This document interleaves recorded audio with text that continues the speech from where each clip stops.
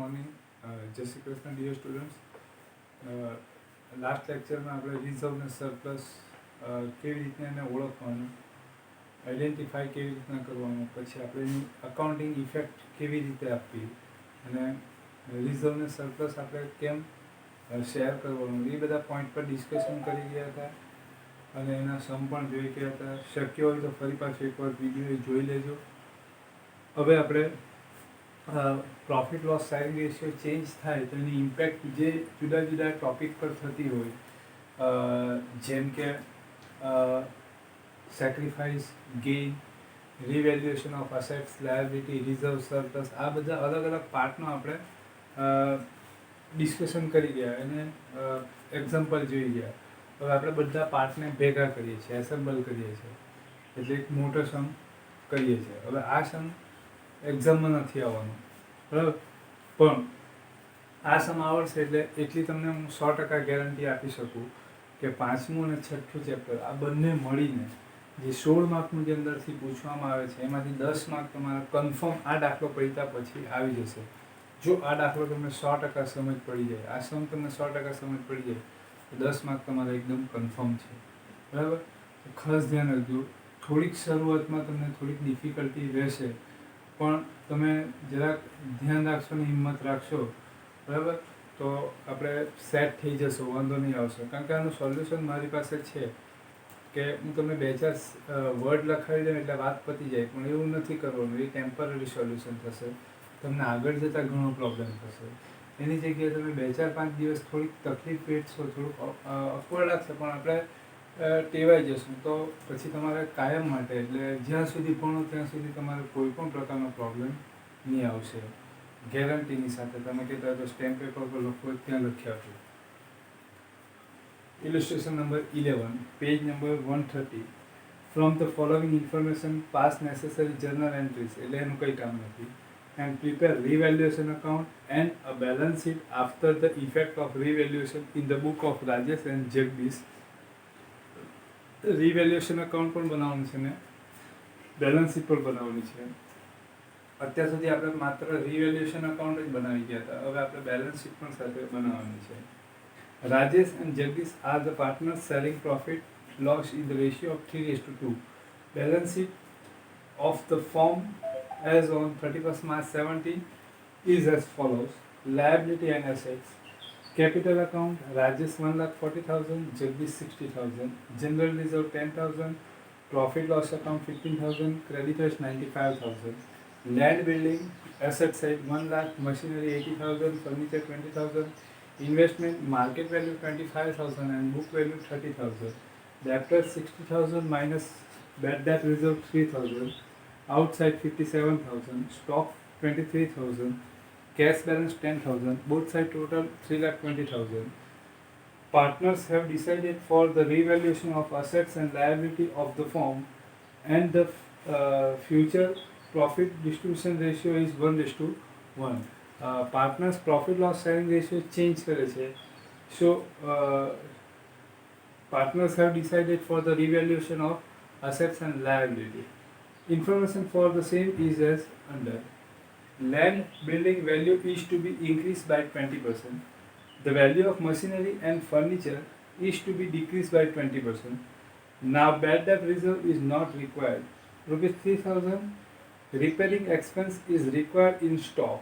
An amount of 5,000 among creditors is known now not to be paid, which is be unrecorded. Outstanding expense 6,000 and receivable rupees, income receivable rupees 8,000.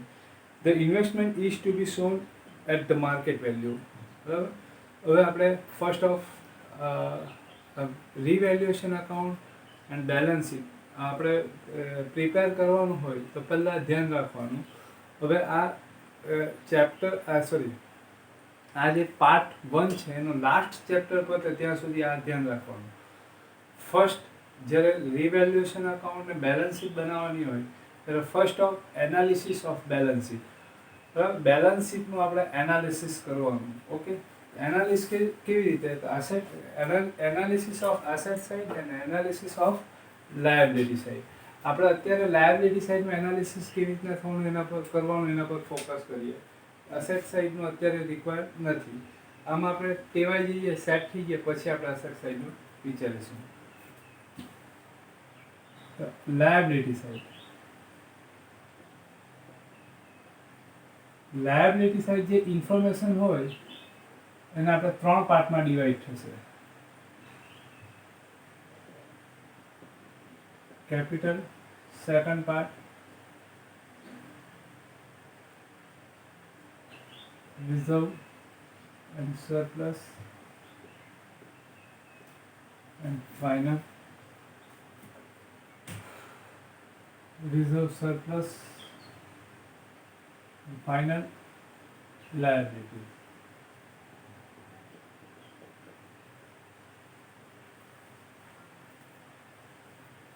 Okay, liability means payables.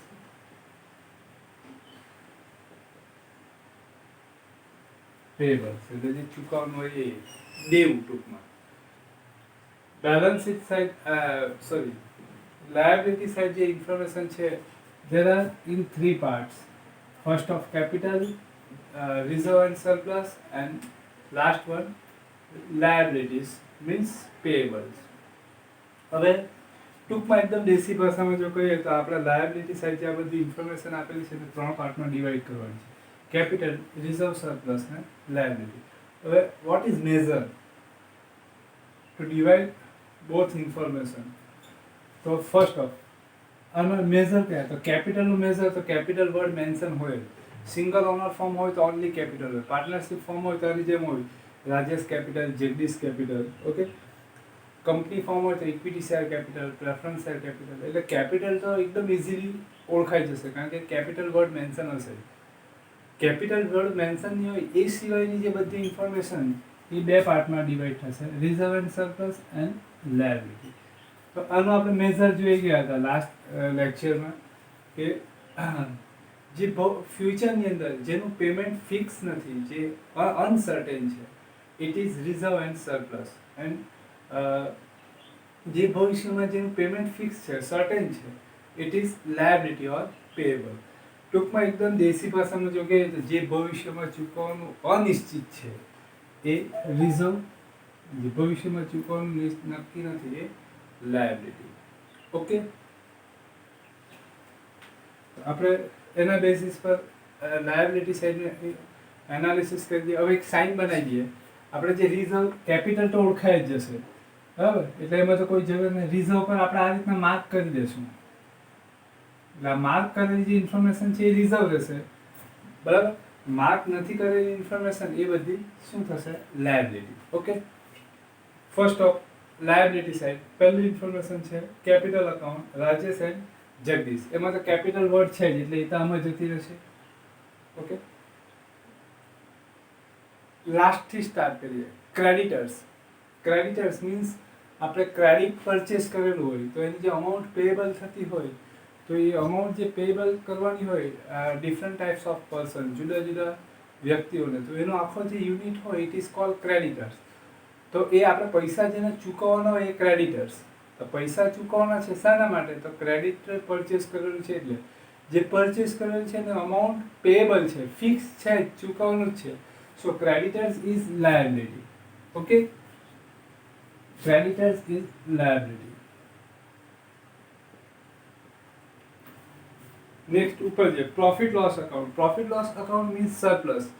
Surplus એટલે એમાં આવશે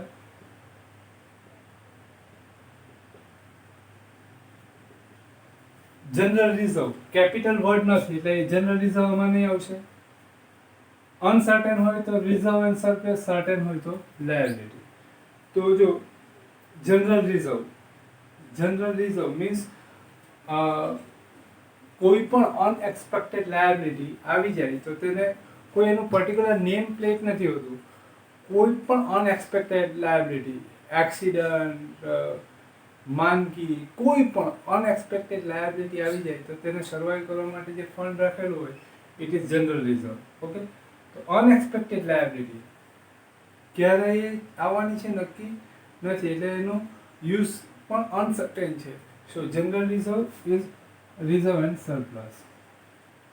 okay, એટલે આ બંને information છે એમાં balance શીટમાં tick કરી દઈએ આપણે, general reserve and profit loss. Okay, analysis થઈ ગયું. હવે આ છેલ્લે સુધી ધ્યાન રાખવાનું. આ મેં કહ્યું કે આ પ્રોસેસ થોડીક અત્યારે અકવર્ડ લાગશે એમ, પણ આપણે ટેવાઈ જઈશું. બધા સમની અંદર આપણે એ જ કરવાનું આવશે એટલે આપણે ટેવાઈ જઈશું. ને રિઝર્વ ને સરપ્લસ ને લાયબિલિટી આટલું ઓળખતા આવડી ગયું ને એટલે તમારે 50% કામ થઈ ગયું. અપ ટુ બીકોમ સુધીનું 50% કામ થઈ ગયું. બરાબર.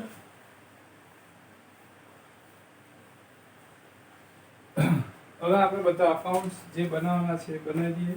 રિવેલ્યુએશન અકાઉન્ટ બનાવવાનું છે અને બેલેન્સ શીટ.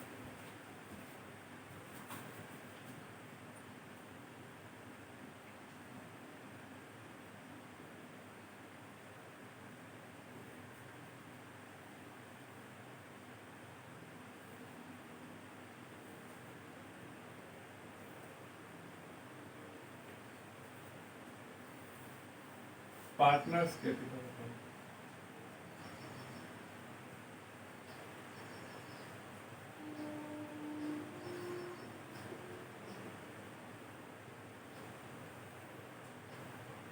પાર્ટનર આપણે એકચ્યુઅલી રિવેલ્યુએશન અકાઉન્ટ ને બેલેન્સ શીટ જ બનાવવાનું છે.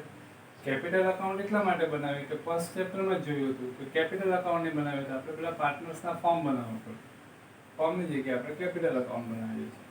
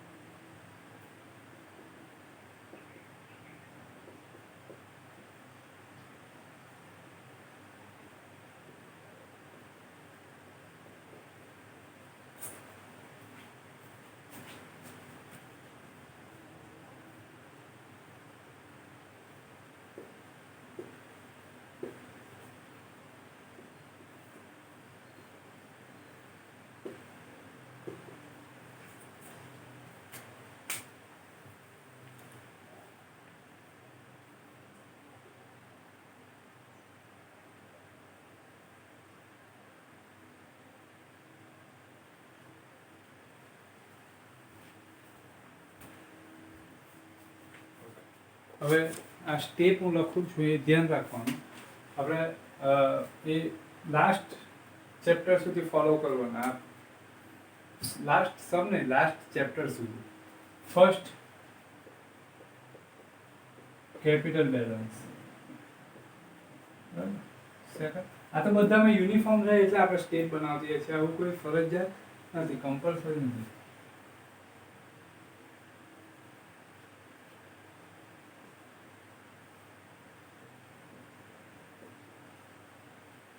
Reserve and surplus amount share between partners. And third one,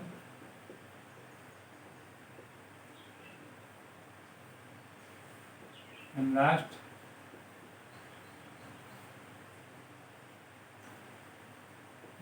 remaining information. Okay. First of capital balance એટલે બધા સમની અંદર પહેલા કેપિટલ બેલેન્સ લખી દેવાનું. લાયબિલિટી સાઈડ છે એટલે ડેબિટ છે એટલે credit side by balance broke down 1,40,000 and 60,000. Okay, first step clear. Second step reserve and surplus. Reserve surplus amount છે એ પાર્ટનર્સને શેર કરી દેવાની. બરાબર. Profit loss sharing ratio change થાય એટલે કોઈને ઇનજસ્ટિસ ન થાય એટલા માટે લાસ્ટ લેક્ચરમાં જોયું હતું. રિઝર્વ સરપ્લસ આપણે પહેલાથી એટલા માર્ક શું કામ કર્યું કે આપણું કામ કન્ટિન્યુ રહે, અટકી નહીં જવાય. રિઝર્વ સરપ્લસ અમાઉન્ટ આપણે માર્ક કરેલી જ છે બંને. જનરલ રિઝર્વ ને profit loss sharing ratio, sorry profit loss account, એ બંનેને આપણે રિઝર્વ એન્ડ સરપ્લસ છે તો રિઝર્વ અને સરપ્લસ અમાઉન્ટ પાર્ટનર્સને શેર કરી દઈએ. ડેબિટ સાઈડ છે જનરલ રિઝર્વ એટલે અહીંયા credit side reserve in old proportion 3:2. 10,000 is 6,000 and 4,000.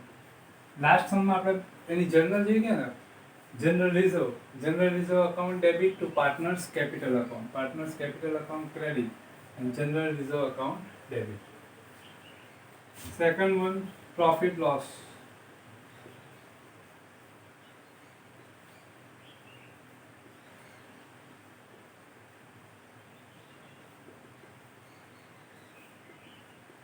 $9,000 and $6,000. Okay. એટલે સેકન્ડ સ્ટેપ પણ પતી ગયો. Now third step, adjustment. Land building value is to be increased by 20%. Land building 1 lakh. હવે આપણે શું કરતા હતા, અત્યાર સુધી રિવેલ્યુએશન અકાઉન્ટ જ બનાવતા હતા, એટલે જે ઇન્ક્રીઝ ડિક્રીઝની ઇફેક્ટ જ આપતા હતા આમ જ, બરાબર. હવે આપણે ઇન્ક્રીઝ ને ડિક્રીઝની ઇફેક્ટ આપવાની, પણ ઇન્ક્રીઝ ને ડિક્રીઝ પણ કરવાનું. Land building 1 lakh, increase 20%. Land building asset side છે, એટલે અહીંયા પણ અસેટ સાઇડ જ લખીએ. Land building 1 lakh plus increase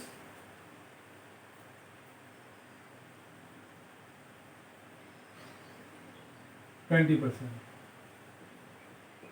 20,000. Outside 1,20,000. Land building increase. આ બધા એડજસ્ટમેન્ટ છે. એડજસ્ટમેન્ટની બે ઇફેક્ટ થશે. આ ફર્સ્ટ ઇફેક્ટ થઈ. Now second effect. Land building increase થશે એટલે પ્રોફિટ થશે એટલે revaluation account credit by land building account.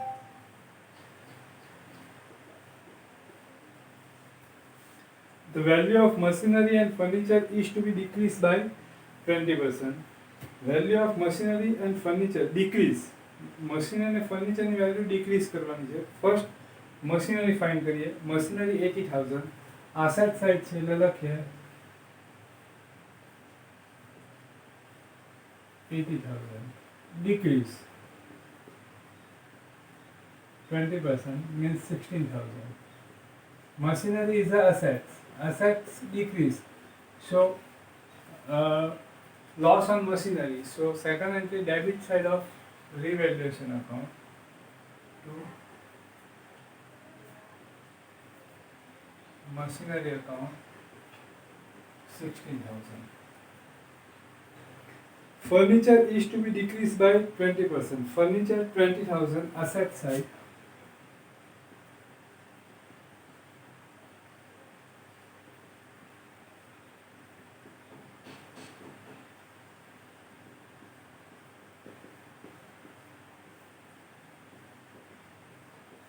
Furniture decrease થશે, અસેટ ડિક્રીઝ થશે એટલે લોસ થશે એટલે revaluation account debit.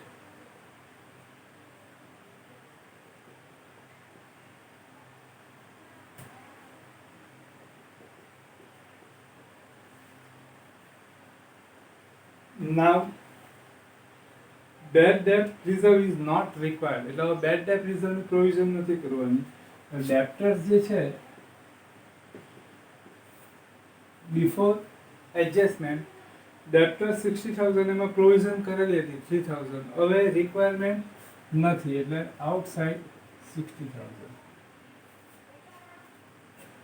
debtors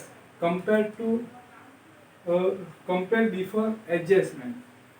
Debtors 57,000 after 60,000, so increase in debtors, so indicate in profit indicate કરે છે. ઓકે, એટલે પ્રોફિટ થશે એટલે રિવેલ્યુએશન અકાઉન્ટ ક્રેડિટ થશે second entry by bad debt reserve 3,000. હવે કદાચ કોઈને એવું થાય કે બેડ ડેટ રિઝર્વ આપણે આગલા સમમાં તો ક્રેડિટ સાઈડ લખે, ડેબિટ સાઈડ લખ્યું તો આમાં કેમ ક્રેડિટ? આ બાજુ બી લખી શકાય, આ બાજુ લખીએ તો આ રીતના થશે બેડ ડેટ રિઝર્વ. આપણે જે ન્યૂમાંથી ઓલ્ડ માઇનસ કરીએ, ન્યૂ પ્રોવિઝન not required એટલે 0 minus old provision 3,000, adjustment minus trial balance, adjustment amount 0 and trial balance amount 3,000. 0 minus 3,000 is equal to minus 3,000. Minus છે એટલે આપણે આ બાજુ સાઈડ ટ્રાન્સફર થઈ જાય એટલે બધું પાછું સેમ એ જ થશે. 3000 repairing expense is required in stock. એટલે સ્ટોકમાં રિપેરિંગ છે એટલે એટલું સ્ટોકની વેલ્યુ ડાઉન થશે. Stock 23000 minus decrease 3000. Stock asset decrease થશે એટલે લોસ થશે. લોસ થશે એટલે ડેબિટ થશે રિવેલ્યુએશન.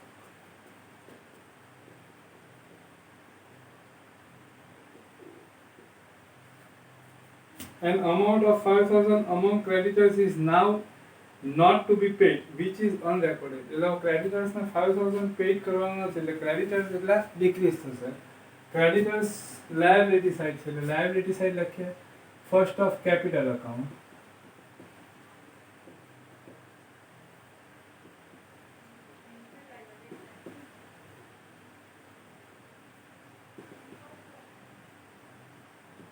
$95,000 minus decrease 5,000. liability decrease થશે એટલે પ્રોફિટ થશે એટલે revaluation account credit.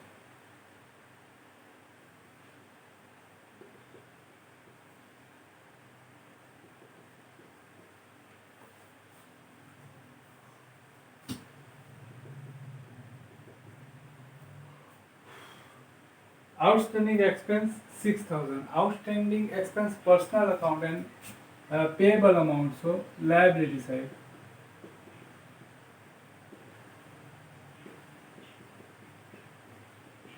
Liability increase થશે એટલે loss થશે એટલે revaluation account debit.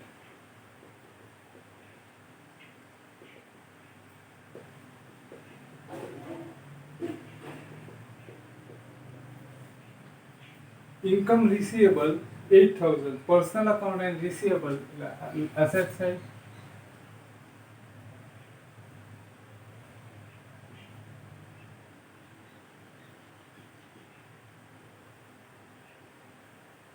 Receivable income asset increase, so profit.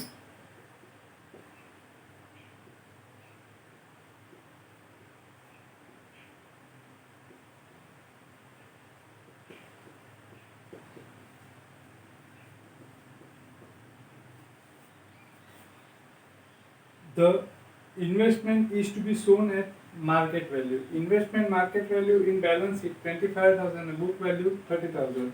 એટલે માર્કેટ વેલ્યુ આપણે બતાવવાનું છે. માર્કેટ વેલ્યુ બતાવવું હોય તો બુક વેલ્યુની અંદર શું કરવું પડે? 5000 ડિક્રીઝ કરીશું તો માર્કેટ વેલ્યુ 25,000 થશે. Investment 30,000 minus decrease 5,000. So market value shown at 25,000. Investment asset decrease, so loss.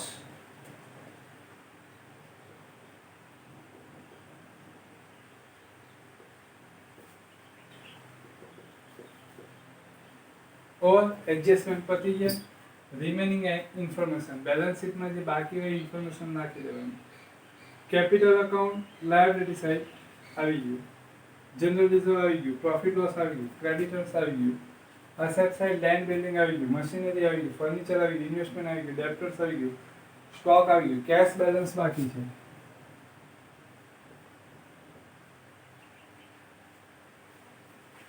$10,000.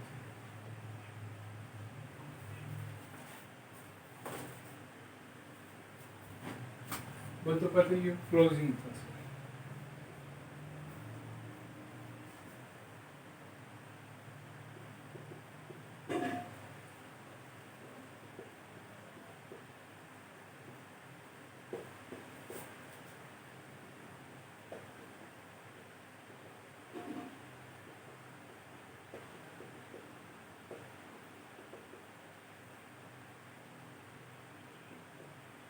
Old progression.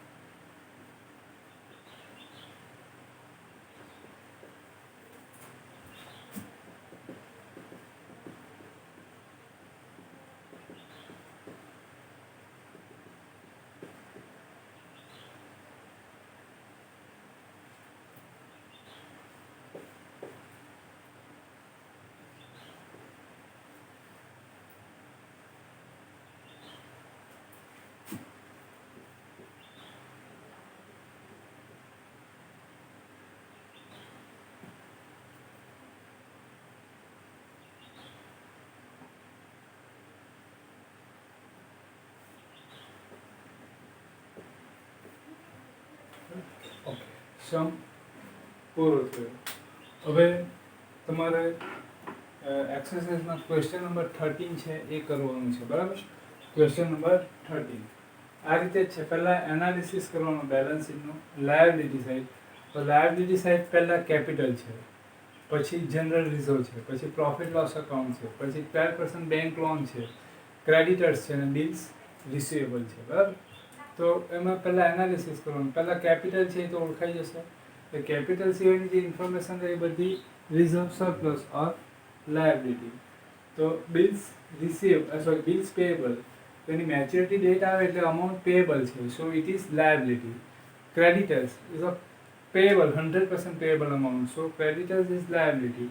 12% bank loan આપણે લીધી હોય તો એ પણ પેએબલ છે, બરાબર. 100% જ આપણે ભરવી પડશે એટલે લાયબિલિટી.